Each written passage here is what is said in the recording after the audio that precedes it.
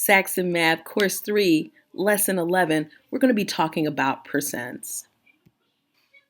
The first example we have is to write each of the percentages above right here and write them as reduced fractions. So we're going to change our percent to fractions. And we can do this because we know that anytime we talk about percents, right, we're talking about out of 100. So we know that 1% in part A means 1 out of 100. There's no way to reduce that, so this is the best we can do. So 1% is 1 out of 100. If you think about 10%, we know that, again, since we're talking about percent, we're talking about out of 100. 10 over 100 is the same way of writing 10%. If we were to reduce that, we divide the top and bottom by the same number, in this case 10, and we get that this is equal to 1/10. Kind of makes sense, right? If you have 100 things and you take 10, or if you have 100 things and 10 of them have a particular quality, what that means is that if you reduce that idea, 1 out of 10 has that quality. All right, I hope that wasn't as confusing as it sounded when I said it. All right, so let's go ahead and look at this next one. 100%. Again, if I'm making that into a fraction, it's 100 out of 100. And of course, you know that's going to be 1. So now in example 2, we're asked to change these fractions into percent. So let's start that with 2a. In 2a, we have 3 over 4. Remember, a percent is always basically the numerator of a fraction that has a denominator of 0. So 3 over 4 is what over 100? I know you probably knew this already. You just looked and you're like 3/4 is 75%. But this is how we get it. We can look at 3 over 4 and say that's equal to what over 100, and then we can figure out what we need to multiply 4 by in order to get 100, and we'll do the same thing for the numerator. And so that's how we get that 75. Part B is going to be the same way, right? We're going to do the same thing. We've got 3/5. We want to figure out a fraction or the numerator of a fraction that has the numerator of fraction that has a denominator of 100. Let me make this clearer in just a second. So 5 times what gives me 100, and hopefully we know that's 20. So then when you multiply the numerator by that, you get 60. So the answer here is 75% because this number is the percentage. And the answer here is 60%. Because again, this numerator here is the percentage. Let's go ahead and finish this off. Part C is 3/10. And so we know we're going to figure out what the number is up here. And you might have done this quickly and just said 30 because you knew that 10 being multiplied by 10 gave me 100. And if I do the same thing at the top and the bottom, I get 30. So 30% is the answer for that one. Example 3, we're going to write each fraction as a percent. So now this one is a little bit more involved. This is going to require us to think differently. So I'm going to show you a technique here that's going to make life a little bit simpler. I hope you're ready. Check this out. So here in 3, this is what we're going to do. So 3a is taking 1/3, and we're going to turn that into a percentage. You remember how we did it last time? We said, oh, what number is this up here that we would multiply, so forth and so on. Well, here's how it actually ends up working out. Watch me for a second. You remember cross multiplication. So we can say I'm going to cross multiply this and cross multiply this. There's a concept in math that tells us that the product of the two circled things is equal to the product of the other two circled things. So you get 100 is equal to 3x. So in order to find that x, we're going to divide both sides by 3. Then we'll get our answer. So when we do that, we get that x is equal to 100 divided by 3. If you rock out over here and you do the long division, you're going to get that the answer is 33 1/3. And so you get 33 1/3%. Your book does not teach you to do it this way.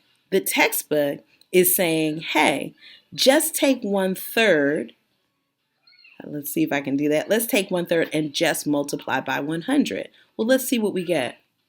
We get 100 over 3. Yeah, we get the same thing. So this technique works because it bears out the math that we've understood and done before. So I'm going to go back and I'm going to erase this and I'm going to do it the way your text suggested. So when you're asked what percentage is 1/3, basically you're asking 1/3 of 100% is what?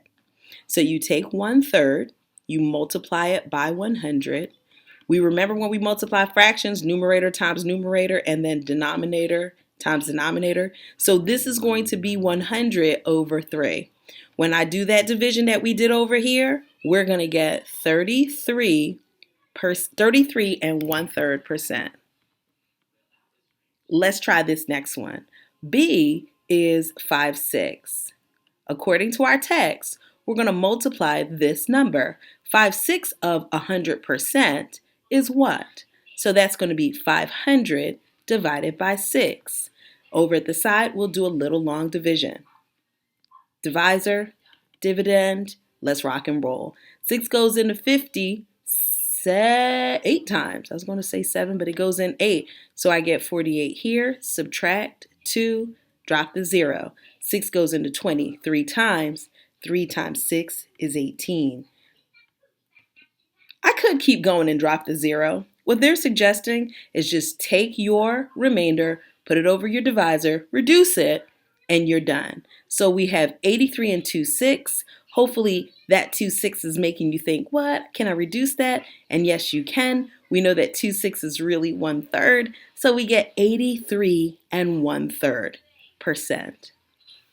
With that, let's go ahead and finish up this last one. Part C is asking us to deal with 3/8. So 3/8 of 100% is the way we're thinking about this. When I multiply across, I get 300 divided by 8. Long division tells me that 8 goes into 300. Let's see, 8 goes into 34. No, it doesn't. It goes in there 3 times. 24 subtract 6, got a 60. It goes into 60 7 times. 7 times 8 is 56. Subtract 4. I could keep going, but I'm going to use the suggestion to make that fraction 4/8. And 4/8 we know can be reduced to 1/2. So we get 37 and 1/2%. Okay, so here an example for what we're doing is we're now going back in the other direction. We're going to take the percent and we're going to reduce the fraction. So number 4a, if I take 4%, that's 4, and I'm going to divide that percentage by 100. And so 4% becomes 2 over 50 or 1 over 25. So that's the fraction. 4% is equal to 1/25. B, we're going to do the same thing. 40 over 100, right, is equal to, well, I'm going to divide the top and bottom by, let's say, 20. So if I divide the top by 20 and the denominator by 20, I get 2 over 5. So that's what I get there. This one's a little trickier, so watch what I do. Textbook doesn't really, I don't really think that the way they answered this was super clear. So let's try another method. So 33 and 1/3, let's make this an improper fraction. You remember how to do that, right? You take 33, you multiply it by 3, you add 1, and that's your new numerator. So 33 times 3 is 99. 99 plus 1 more is 100. So now we have 100 over 3%. That's what this is. Do you remember what we did over here? Each time we had the percentage, we just divided by 100. So if I divide a fraction by 100, it really means that I'm taking that fraction and I'm multiplying it by 1 over 100. Pause me here if this looks crazy so you can remember some of the facts that you know. All right, hopefully you took the time to kind of think about this.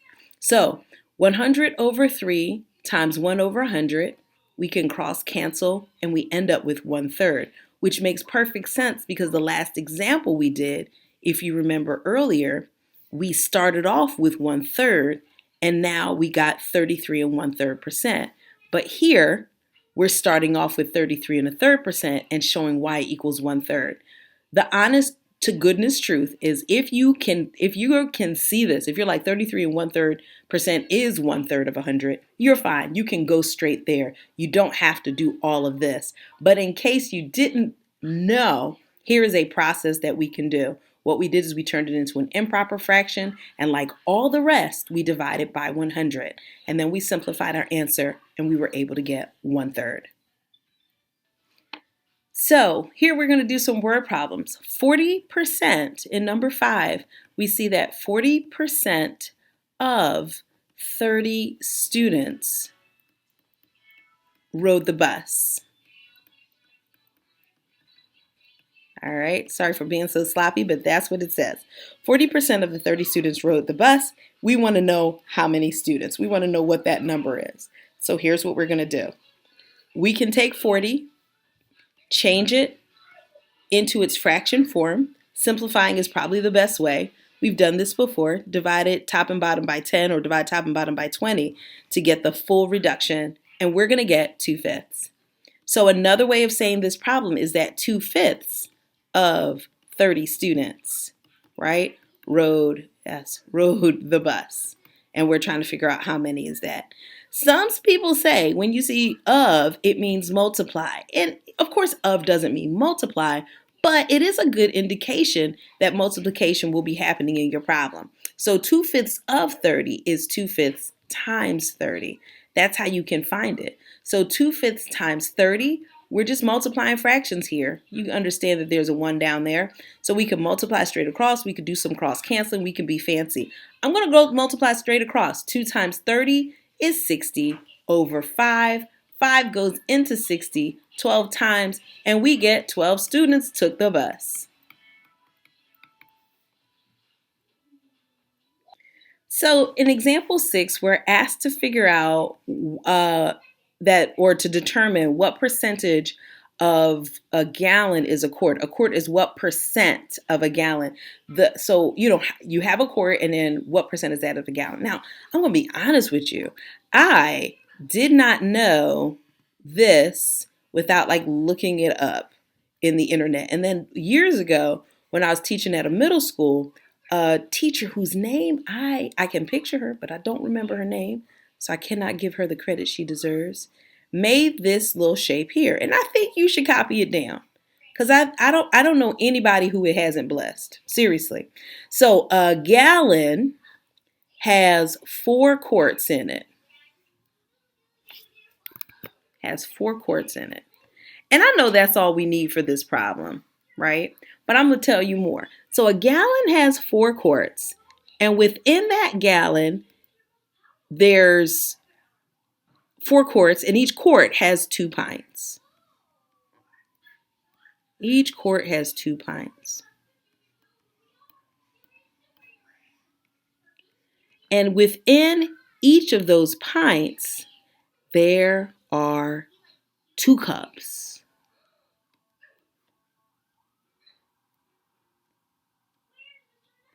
So now for me, honey, I can see this visual has been helpful for me for the past several years in teaching and in thinking. If I had to think how many cups are in a gallon, I could think, oh, there's 4 here. Oh, there's 16 cups in a gallon. If I had to think how many quarts are in a gallon, there's 4 quarts in a gallon. How many pints? 8 pints in a gallon. How many pints in a quart? 2 pints in 1 quart. See what I'm saying? It's just been really helpful. Okay, I want you to keep this in mind because I think this is a really cool concept. So I'm going to take this, I'm shrinking it out of the way so we could have it over here, because we really didn't need all that for this problem, but I just thought it was good to remember and have that little device. So check this out. What quart is a quart is what percent of a gallon? So we know that 1 gallon has 4 quarts. So 1 quart is going to be 1/4 of a gallon, just like you got that from this picture. So 1/4 of a gallon is a quart, but we want to know what percent that is. So I take the 1/4 and I turn it into a percentage, All right, got to figure out what that value is. I know you know this value because you recognize this relationship a long time ago that X or the percentage has to be 25% because 1/4 is 25%. So you are now ready to do the practice set. Work hard. Make sure you let me know if you have any questions, and then go on to work on the written practice. The written practice, of course, is going to be just the odd problems I would like you to do, but I want you to also read over the even ones because you could definitely see them on your next test. Take care.